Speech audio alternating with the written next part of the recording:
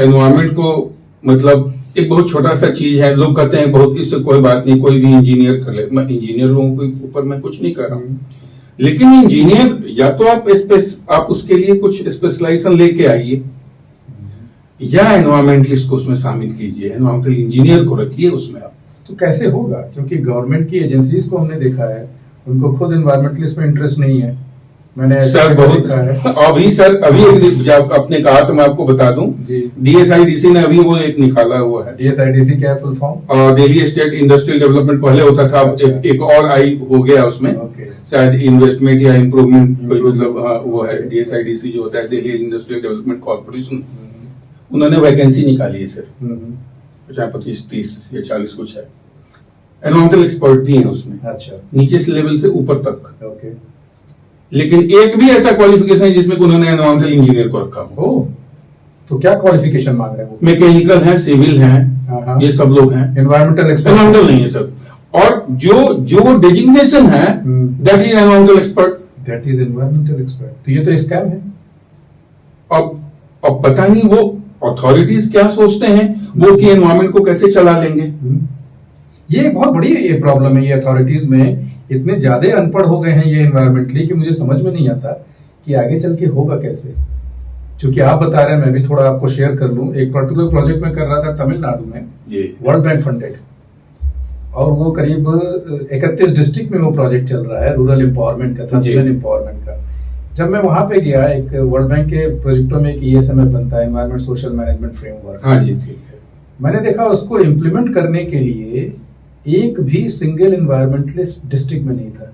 बताइए। बाद में मैंने कोऑर्डिनेटर को पूछा, मैंने अपने रिकमेंडेशन में दिया, because I was leading the team. मैंने कहा 31 लोगों को नौकरी मिल जाती है, आपको कोई दिक्कत है?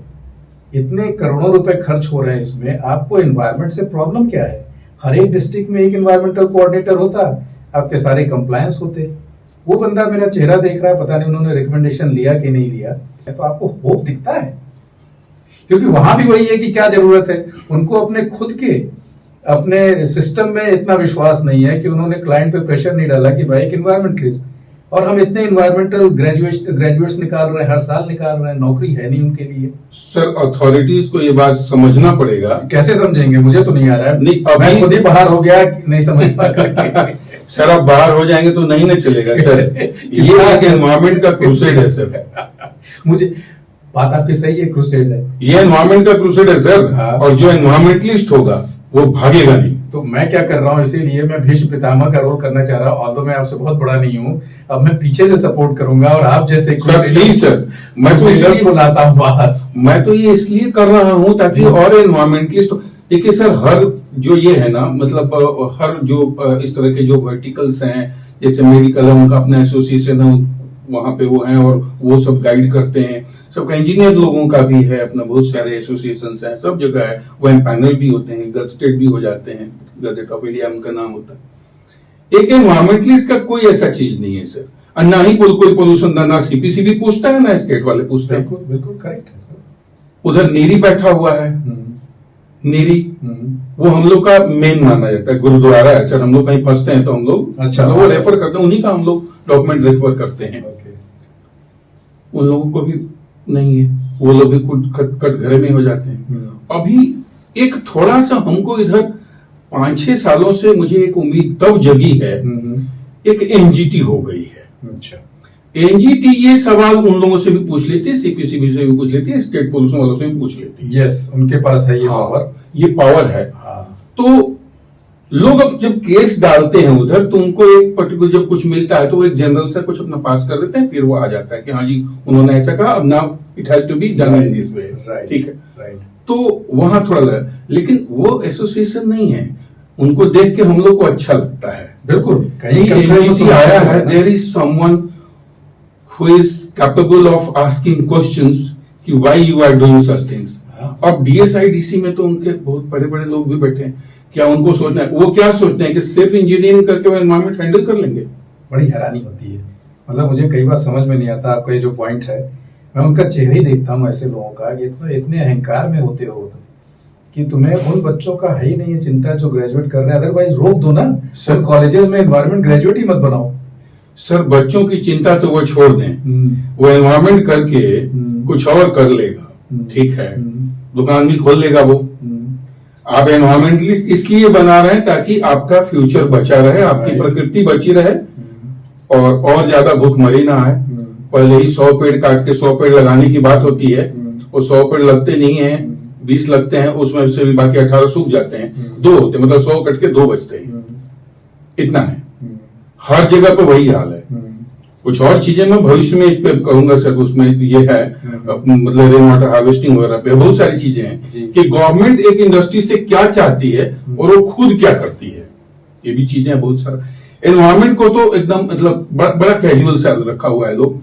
जमुना साफ हो रही है, पिछले 15 साल से तो हम लोग भी देख रहे हैं सर, किसी को पूछना नहीं है कि जमुना में अगर कोई चीज जा रहा तो जा क्यों रहा है, गंदा हो क्यों, हर जगह अगर प्लांट लग गए। अनुग्रह जी मैं आपको रोकूंगा, हम आगे भी बात करेंगे इस पे, लेकिन अभी आपने जो इतना बताया सोच के आपने मेरे दुख को बढ़ा दिया है, क्योंकि मैं धीमे धीमे अब इस फील्ड से कटने लगा। इसलिए नहीं कि मुझे इंटरेस्ट नहीं है या शायद मेरा ये रूट अलग हो गया होगा, मैं स्पिरिचुअल साइड इसका ले लिया। कल ही मैं आपको बताऊं, कोई एक महिला थी आसाम की, उन्होंने कोई एक चीज भेजी, बोले देखिए सर कितना अच्छा है, कोई यूएन की बॉडी उनको अप्रिशिएट कर रही थी ऑस्ट्रेलियन, कि ये पता नहीं आज से 500 साल बाद लोग आज के जमाने को कैसे सोचेंगे, ऑल दैट जो एक होता है ना ड्रामेटिक वे में पेश करते हैं। जी जी। मैंने उस महिला को बस यही लिखा कि इन स्पीचेस से फायदा क्या है, आप खुद कंप्लेन करती हो कि क्लाइंट ऐसे हैं, आप खुद कंप्लेन करती हो कि फंडिंग एजेंसी ऐसे है, कंसल्टेंट ये करते हैं, जब बोलने का समय आया तो आप नहीं बोल पाई। आज वो पॉडकास्ट करने से डरती हैं क्योंकि वो बोल नहीं सकती, बार बार उनसे मिलेंगे आप कंप्लेन होगा। आप जैसे लोग तो कम ही होंगे ना। अब आपने ये रिस्क लिया है कि आप अपने दिल की बात बाहर निकाल रहे हैं, अब इसका रिस्पॉन्स क्या आएगा मुझे ये देखना है। रिस्पॉन्स में 100 में से 10 लोग, 100 में से 2 लोग भी अगर पॉजिटिव सोचने लगते हैं ना सर जी, तो मैं समझूंगा कि बहुत ज्यादा रिस्पॉन्स आ गया, मुझे लाइक वाइक कुछ नहीं चाहिए। अगर 2 भी आपको लगता है बिल्कुल, 100 में से 2 लोगों को अगर मेरी बात समझ में आ जाती है बहुत है सर। अथॉरिटीज का भी नहीं पता क्योंकि वो तो नौकरी पे हैं सर, वो जब रिजाइन कर देते हैं या जब रिटायर होते हैं तो मुंह खोल के बोलने लगते हैं। जब तक होते हैं उनकी मजबूरी है क्या मालूम नहीं सर। लेकिन एनवायरमेंट में तो सबको बोलना पड़ेगा। एनवायरमेंट है सर, माफ करता नहीं है ये। डायनासोर को नहीं छोड़ा, हम लोग से 3 टाइम ज्यादा, 2.5 गुना ज्यादा वो राज की, उसके बाद एक बार में मिटा दिया। इंसान की क्या मतलब वैल्यू है सर, इंसान को तो कुछ भी नहीं।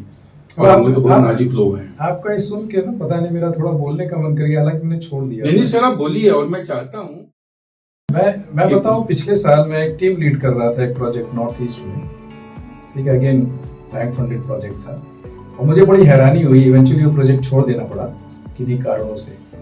और शुरू में तो मेरा ईगो भी आया, मैंने सोचा हिला डालूंगा, और चाहता तो हिला भी देता सिस्टम को, तो बट कुछ अलग रास्ते थे हमारे, सर्टेन थे, मैंने ड्रॉप किया कर दिया। बट मुझे हैरानी इस बात की होती है कि उन चीजों का सोल्यूशन मुझे दिखता नहीं है। जैसे सर तो आप छोड़ के आ गए तो कैसे सोल्यूशन दिखेगा।